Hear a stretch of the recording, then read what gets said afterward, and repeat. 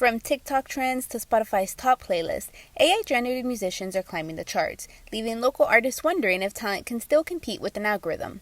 They're called ghost artists, AI-generated tracks flooding streaming services, with many listeners unaware they are fake. But beyond technology, there lies a question on connection when human elements go missing. At this point in time really is that you have a loss of a lot of genuine human interactivity and creativity through this whole AI sequence and this whole AI process. To put into perspective, September of 2025, Spotify removed over 75 million spam tracks from its platform, but continues to push AI-generated playlists to users.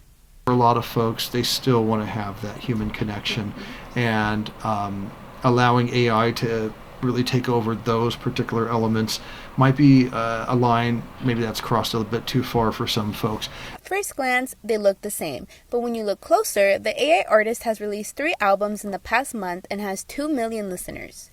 Research shows that AI music fails to evoke emotions, leading to higher levels of cognitive stress. I feel like it's more like, one, more human, but also a little bit more natural to hear from people who are, performing an instrument and taking the time, to make the songs and expressing, who they are. The line between human-made and AI-generated music remains unclear. For some listeners, music is individual, and the so-called vibe is what matters the most. Human people that actually kind of make this, sound and all that stuff, and that it's a little bit more natural too, because you get to connect with AI. Is just kind of just mixing all that stuff, but there's not really a huge intent, me personally, that I think that's, coming out of what we do, so.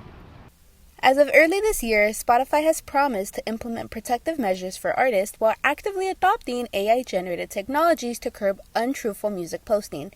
I'm Cassandra Garcia, CSUF News.